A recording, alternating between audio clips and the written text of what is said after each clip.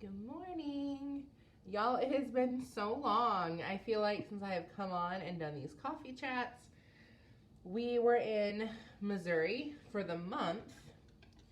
So because we were living in a hotel room, a little bit harder to do this while my husband was sleeping. He was on third shift. But we're back. I'm excited to use my new St. Louis Aquarium cup. Y'all know and come at me. I understand this is a beer cup. I have a lot of beer cups, a lot of wine cups that I use because I think they're pretty and I use them for coffee cups. So I make a lot of iced coffee. Iced coffee typically is served in a clear glass or a cup, and I like that. So it is what it is. So we have been back for a few days. We have my house cleaners coming today, which I am very excited about. It needs to be done. So I'm pretty excited to have a clean house again. And I wanted to talk real quick about sitting in the dark, which is fitting because it is like almost 6 in the morning here. And so it's still dark outside. But I heard this preached and then I kind of ran with it. So we're going to talk a little bit about parenting with this, but it is going to apply to every aspect. So don't tune me out if you're not a parent. Got my nice, awesome breakfast made this morning. So basically, what the title of the sermon was some people enjoy sitting in the dark. And I was like, what the heck does that mean? Then they went on to explain that sitting in the dark is kind of the same as, drop me a 1 in the comments, even if you're watching the replay, if you ever heard the phrase, they have their head stuck in the sand. Meaning, they're kind of oblivious, don't care to the faults that they have and the stuff going on around them. They're just kind of in their own little world. Okay, so the preacher went on to talk about how when you are not disciplined, corrected. When you're corrected or somebody points out a character flaw, we all know that's not fun, but how do you react? Do you react in humility? And do you react with understanding and wanting to improve? Or do you just shuck that person off? Because when somebody sheds a light on your character flaw, how you react is a reflection of you, not a reflection of them. It is like literally a heart check. And this is something that is not easy for me. It's something that I definitely have worked with over the years. Where I like to look at this, because that's the season of life I'm in, is parenting.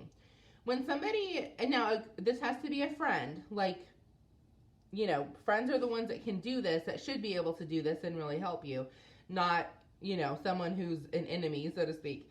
But when a friend comes to you and tells you an area that you can improve in your child rearing, or maybe an area that little Susie is very blatantly lacking in, how do you respond? Do you respond with, okay, let me get some resources on that, like I'm eager to learn, I want to fix this? Or do you respond with, my kid's perfect?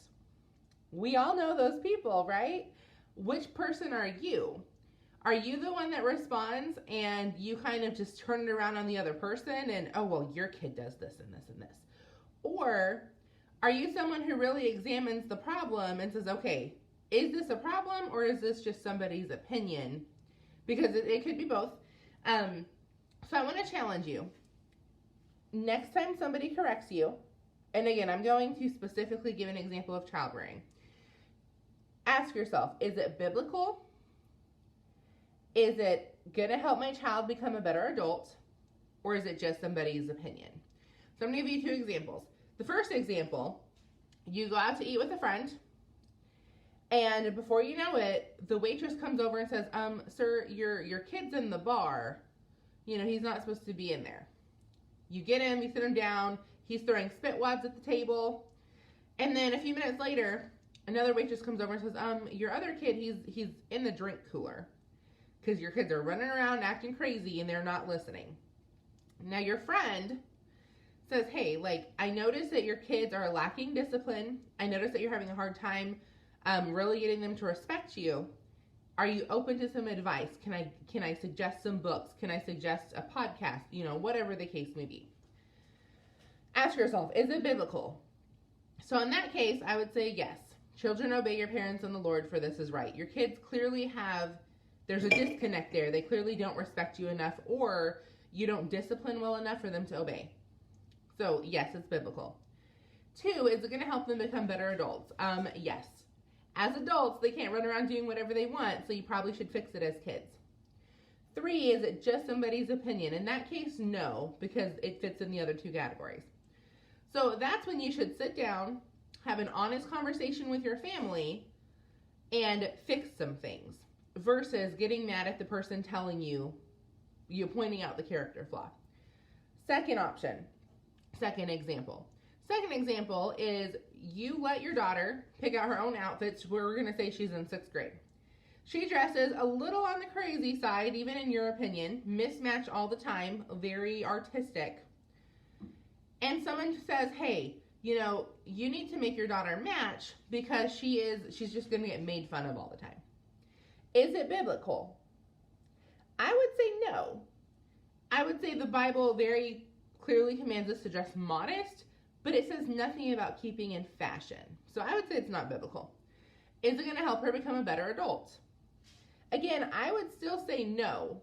Now, for me personally, this is not me. Like, I do teach Glory a little bit more about fashion, but I don't think you have to be a better adult.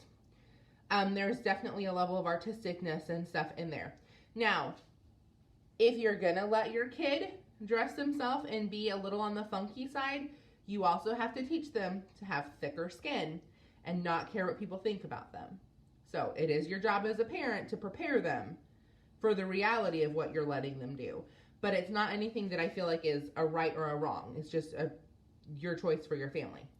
So in that case, I would say it's just someone's opinion.